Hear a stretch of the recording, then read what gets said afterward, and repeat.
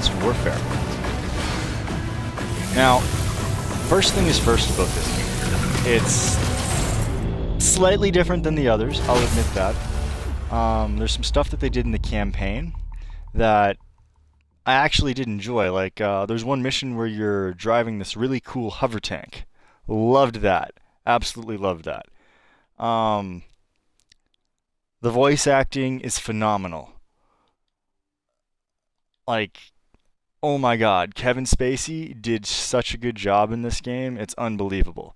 A lot of you, I know you don't care. You're like, oh, whatever, there's some voice actor in it. Now, the campaign, sure, it's not exactly much different from other Call of Duty games, but it's not the same either. The exosuits definitely do add a new twist to the game, new abilities and whatnot. My personal favorite was there's one that has a grappling hook and it lets you shoot your arm out, kill people, like shoot this grappling hook into people, wrench them towards you, and then break their neck or stab them. It's really nice. I love the effect. Love the way they did the animations. Now, that being said, they fucked up in a lot of ways. One of my biggest issues with this game is there is a massive gap between, I believe it's mission 3 or mission 4, and from when you start mission 5. There's like a 4 or 5 year time lapse that there's no explanation for, and no real explanation for what happens in between those times. That, for me, was just unacceptable, left a huge hole in the story, and really ruined the flow of the campaign. Now, I know a lot of you are going, oh, it's a Call of Duty game, why the fuck would I play the campaign? Well, because for the first time in a long time, the campaign is actually really solid. It's got emotion, it has drama, it has action, it even really shows how soldiers form that brotherly bond that they get quite well. But then when you go back and look at everything that you've done, you think, why did they make it this way? There's so many things that they could have done better. Like, there's a mission where you fly a fighter jet. Not a very good mission. Cool idea, and the amount of time that the mission lasts is completely unacceptable. It's like 5 minutes long. I finished that mission in maybe 15 minutes. Maybe. Was not long at all, and that was while constantly holding the air brake just so I could shoot every single thing. So even when you slow down that level, it does not take a lot of time at all to complete it. One of the other big issues that I've noticed with this game is a lot of people, they all love the multiplayer in Call of Duty. Me, personally, I did not like the multiplayer in this. It feels forced. I don't mind that you had to level up to unlock new weapons and all that stuff, but at the same time, I really do miss the squad points, the way they did it with squad points and ghosts. That, to me, gave me freedom.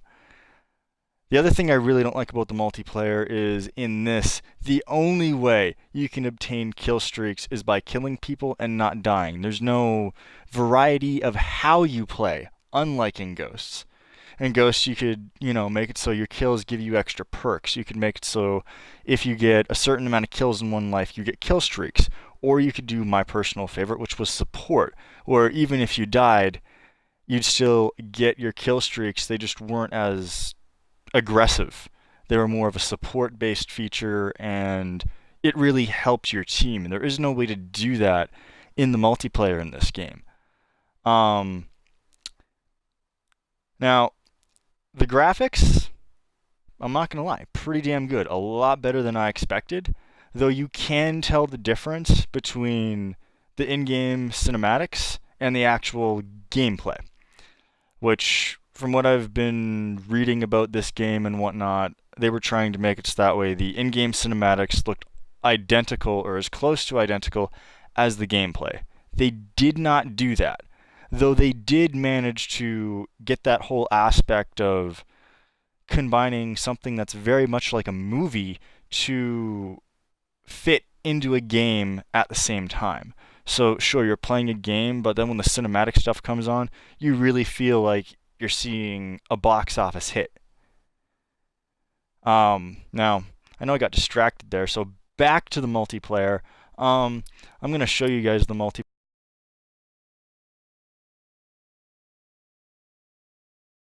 multiplayer here. As much flow as they should, especially with the exosuits. All these abilities with the exosuits, you figure, yeah, it'll let me, do all this stuff and just completely overpower my enemies extremely easily. Well, no, that's not really the case. The exosuits in the campaign are much better than the exosuits that you get in the multiplayer. Just the way they did the abilities, they should have made the effects last longer for everybody. All of that stuff. Now the exo co-op mode, basically running around with 4 friends in exosuits, fighting hordes of enemies. Once you get so many waves in total done in that, you'll unlock their zombies mode. Now, that in itself is kind of cool. I haven't been able to play that yet because every time I try and set up a lobby with my friends, they'll join my lobby. I'll hit start game and then it closes our lobby. Really fucking annoying. So there's definitely some bugs in this. Also, I've been informed by one of the people that I know that the multiplayer, if you tap X once to reload, you do your normal reload. The rest of the ammo that was in that clip, say you've only fired 10 shots of a 20-round magazine, they go back into your inventory, more or less. If you double tap X, you throw out the mag and you do a quick reload, and you lose that extra ammo that would normally go right back into your ammo pool. That I don't really like. Of course, we're getting a bunch of server issues. This has been a problem. Bad servers, of course. Blame Activision. There's really not much else I can say about this game. I mean, it is good, but it's not as good as many of us were led to believe, which makes me really mad that I paid full price for a digital pre-order and I can't even trade this thing in when I get bored of it. So, personally, my advice is I would not pay full price for this game.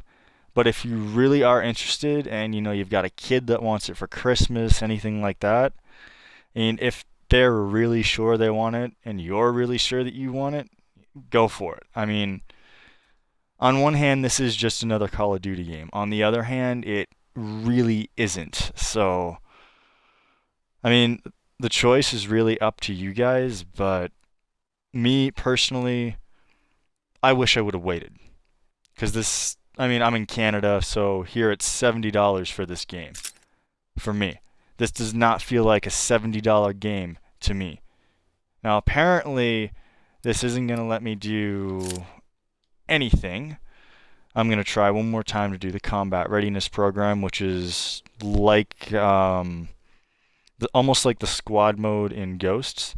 You fight with a team of people, actual players against AI bots, which is a good way to get you introduced to the new features in the multiplayer, which it's not letting me show you because it won't connect me to the damn server. But I mean, other than that, this game could have been much better. And I don't know. Me personally, I'm slightly disappointed, and if I could go back and do this all over again, I probably wouldn't have pre-ordered it the way that I did. I would have taken my money and I would have put it on the Master Chief Collection or Far Cry 4 or almost anything, really. It's just, it's good, but it's not right. It's not letting me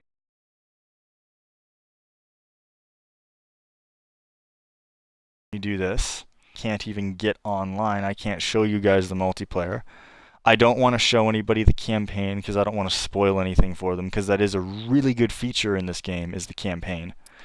Apparently it requires so much bandwidth that it actually cut my stream off mid-stream when I was reviewing this, so I apologize.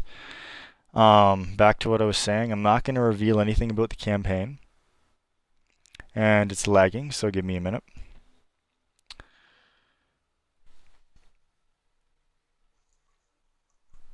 Of course it's lagging. Quit lagging.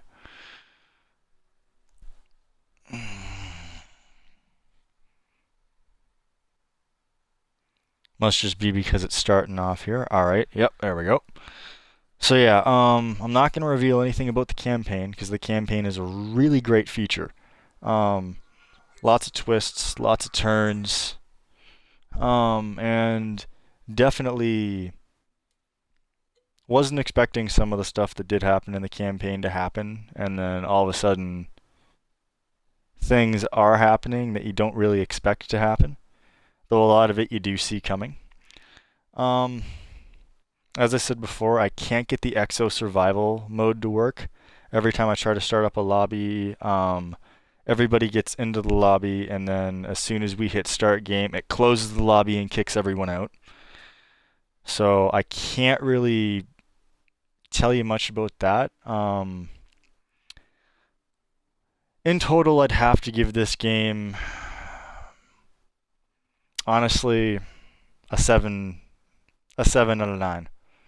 Or 7 out of 10. 7 out of 10, because it is missing a lot of key components that would make it a very good Call of Duty game and something that is uniquely different.